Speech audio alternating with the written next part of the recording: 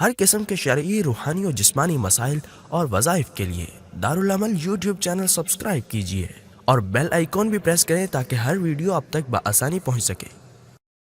آپ صلی اللہ علیہ وسلم جب مکہ مکرمہ سے مدینہ منورہ تشریف لے گئے تو دو صحابہ، ایک مہاجر ایک انصار، ان میں مواخات کروائی، بھائی چارہ کروایا، اس کو اس کا بھائی بنا دیا، یہ آپ کا بھائی ہے، کاروبار میں بھی آپ کے ساتھ ہے، گھر میں فیملی میں آپ کے ساتھ ہے، تو بھائی بنا دیا، بھائی چارہ جسے کہتے ہیں۔ تو حضرت سلمان رضی اللہ تعالیٰ عنہ اور حضرت ابو درداء رضی اللہ تعالیٰ عنہ، ان دونوں کو آپس میں آپ صلی اللہ علیہ وسلم نے بھائی بنایا تھا۔ تو ایک دن حضرت سلمان رضی اللہ تعالیٰ عنہ اپنے بھائی ابو درداء رضی اللہ عنہ کے گھر گئے، چونکہ آپ صلی اللہ علیہ وسلم نے جب بھائی بنا دیا تو وہ گھر گئے، جب دیکھا اپنی بھابھی کو، ام درداء رضی اللہ تعالیٰ عنہ کو، تو ان کے بال پراگندہ ہے، کپڑے میلے کچیلے پھٹے پرانے ہیں۔ تو اس ابو درداء رضی اللہ عنہ، حضرت سلمان رضی اللہ عنہ نے فرمایا کہ یہ کیا حال بنا رکھا ہے آپ نے اپنی بھابھی سے، ام درداء رضی اللہ عنہ سے فرمایا۔ تو انہوں نے کہا کہ آپ کا بھائی ابو درداء دنیا میں کوئی دلچسپی نہیں رکھتا کہ خود کپڑے پہنے، مجھے پہنائے، خود اچھا کھانا کھائے، مجھے کھلائے، خود گھر کی کوئی ترتیب بنائے، وہ اس میں کوئی دلچسپی نہیں رکھتا۔ تو جب حضرت سلمان رضی اللہ تعالیٰ عنہ بیٹھے اور حضرت ابو درداء رضی اللہ عنہ کھانا لے کر آئے، کھانا پیش ہوا، تو حضرت سلمان نے میزبان ابو درداء کو فرمایا کہ آؤ میرے ساتھ کھانا کھاؤ، میں مہمان ہوں، میزبان کو ساتھ کھانا کھانا چاہیے۔ تو انہوں نے کہا نہیں، میرا روزہ ہے۔ اب یہ نفلی روزہ تھا۔ تو حضرت سلمان رضی اللہ عنہ نے فرمایا کہ جب تک تو میرے ساتھ نہیں کھائے گا میں نہیں کھاؤں گا۔ کوئی دعوت دے تو نفلی روزہ توڑ سکتے ہیں لیکن بعد میں لوٹانا پڑے گا۔ تو حضرت ابو درداء رضی اللہ عنہ نے روزہ توڑا، ساتھ میں بیٹھ کے کھانا کھایا۔ جب کھانا کھایا ساتھ میں، اس کے بعد جب عشاء ہوئی، عشاء کی نماز ہوئی، عشاء کی نماز کے بعد حضرت سلمان رضی اللہ عنہ بستر پر جانے لگے، دیکھا تو حضرت ابو درداء رضی اللہ عنہ نے جا نماز بچھائی۔ حضرت سلمان رضی اللہ عنہ نے فرمایا کہ کیا کرنے لگے ہو؟ کہا کہ میں رات کی عبادت کرتا ہوں۔ کہا کہ نہیں، اب جاؤ سو جاؤ، تہجد کے وقت دونوں اٹھیں گے۔ حضرت ابو درداء کو جا کے سلا دیا۔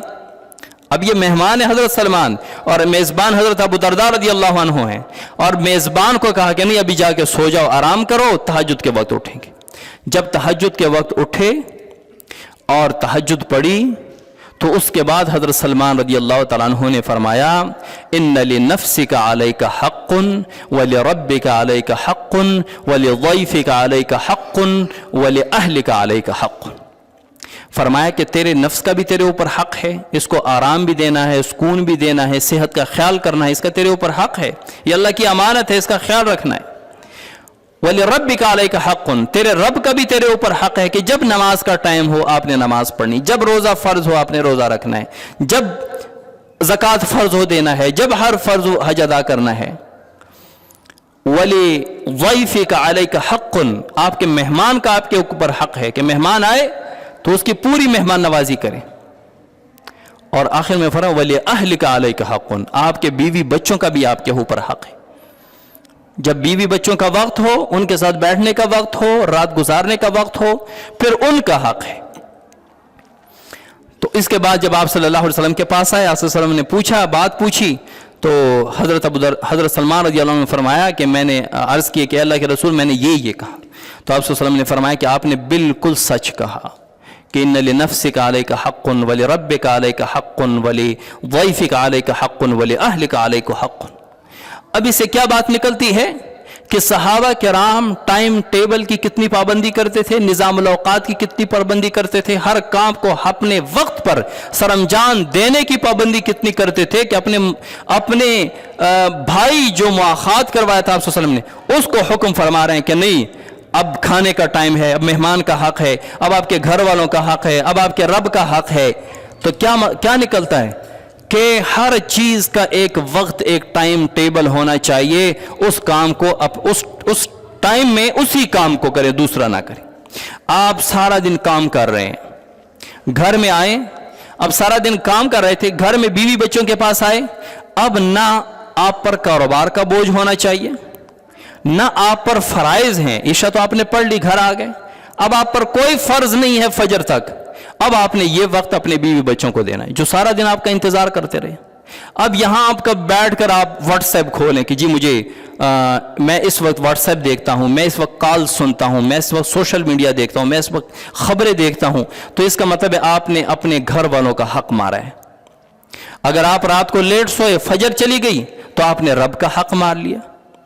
اگر کھانے کا وقت اور آپ کام میں لگے رہے، کھانا نہیں کھایا، تو آپ نے اپنے نفس کا حق مارا ہے۔ اگر آپ کا مہمان بیٹھا ہے اور آپ کہہ رہے ہیں کہ جب آپ بیٹھو کھانا کھاؤ، میرے ذرا ضروری کام ہے، تو آپ نے مہمان کا حق مارا ہے۔ ہر کام کے لیے ایک وقت ہوتا ہے اور ہر وقت کے لیے ایک کام ہوتا ہے۔ تو شریعت نے تو فرائض میں ہمیں نظام الاوقات سیٹ کرنے کا حکم فرمایا، اپنے کاموں کے لیے وقت سیٹ کرو، ہر کام کو اپنے وقت پہ ادا کرو۔ اب ایک شخص کہے گا کہ میرے تو گھر کے چھوٹے موٹے کام ہوتے ہیں، وہ کر کے پھر میرا سارا دن فارغ ہوتا ہوں، میرا تو کام ہوتا نہیں ہے۔ ایک عالم تھے، وہ کتاب لکھتے تھے۔ پہلے کتابیں جو ہیں وہ لکڑی کے قلم سے لکھی جاتی تھی، تو جب لکھتے لکھتے اس کی قلم کی نوک گھس جاتی تو اس کا خط لگاتے تھے، دوبارہ اس کا نوک پلک سنوارتے تھے۔ تو وہ جب نوک سیدھا کرتے تھے اس وقت بھی وہ ذکر کرنا شروع کر دیتے تھے کہ کہیں میرا یہ وقت جو ہے نا یہ بھی ضائع نہ چلا جائے۔ وہ وقت بھی وہ ذکر میں گزارتے تھے۔ تو میرا آپ کا جو فارغ وقت ہوتا ہے وہ فارغ نہیں ہوتا، وہ اللہ تعالیٰ نے ذکر کے لیے فارغ کر دیا۔ اس میں آپ ذکر کیوں نہیں کرتے؟ آپ بائک پہ بیٹھے ہیں، آپ 2 3 5 10 50 کلومیٹر سفر کر رہے ہیں، آپ موٹر سائیکل ہاتھ سے چلا رہے ہیں، زبان سے تو نہیں چلا رہے ہیں۔ آپ زبان سے اللہ کا ذکر کر سکتے ہیں۔ آپ گھر میں لیٹے ہوئے ہیں، اب کوئی کام نہیں ہے، کام ہے وہ ہے اللہ کا ذکر۔ دیکھیں، وقت ضائع کرنا اتنا بڑا جرم ہے، اتنا بڑا نقصان ہے کہ جنت میں کسی چیز کی کمی نہیں، کسی چیز کی حسرت نہیں، لیکن ایک حسرت جنتیوں کو جنت میں بھی ہوگی کہ جو وقت دنیا میں ذکر کے بغیر ضائع کیا تھا، کہ کاش میں یہ وقت بھی اللہ کے ذکر میں گزارتا۔ کیا بات نکلتی اس سے کہ جو وقت آپ نے دنیا میں ویسے ضائع کر دیا، جنت میں بھی اس کا افسوس رہے گا۔ تو جو ہم گھنٹوں لگے رہتے ہیں سوشل میڈیا پہ بلا وجہ، بغیر کسی ضرورت کے تفریح، اس سے نکلتا کچھ نہیں ہے۔ دنیا اسی تفریح سے کما رہی ہے اور ہمیں بطور تفریح دے دی ہے وقت ضائع کرنے کے لیے، اور گھنٹوں گھنٹوں بیٹھے رہتے ہیں، گھنٹوں گھنٹوں۔ رات کو ہر باپ کی یہ شکایت ہوتی ہے کہ میرا بیٹا رات کو 12-1 بجے تک موبائل دیکھتا ہے، اگلے دن 10 بجے تک سوئے رہتا ہے۔ کیا ہے؟ وقت کا ضیاع ہے۔ یہ وقت انسان کو بادشاہ بھی بناتا ہے، گدھا بھی بناتا ہے۔ اگر وقت کو صحیح استعمال کیا تو یہ وقت اپنے وقت پہ آپ کو بادشاہ بنا دے گا، اور اگر وقت کو صحیح استعمال نہیں کیا، نماز کے وقت نماز نہیں پڑھی، ذکر کے وقت ذکر نہیں کیا، کام کے وقت کام پہ نہیں گئے، جو فارغ وقت تھا اس میں چھوٹے موٹے کام گھر والے نہیں کیے۔ آپ اگر آج گھر جائیں، سارے آپ گھر تشریف لے جائیں، اپنے گھر میں دیکھیں کہ کون سا کام ہونے والا ہے، یقیناً 20 کام نکل آئیں گے جو سستی کی وجہ سے چلتے چلتے مہینوں پڑے ہوئے ہیں۔ کچھ بھی نہیں تو گھر میں کہیں ایسی جگہ کوئی گند، کوئی کباڑ پڑا ہوگا جو برا لگ رہا ہے، لیکن کسی کی وہاں پہ سستی کی وجہ سے کوئی ہاتھ نہیں لگاتا۔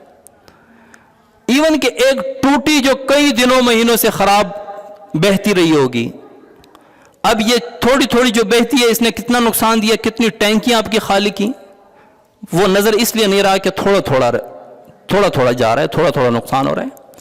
اب یہ کام ہونے والے ہیں لیکن سستی نہیں کر پا رہے۔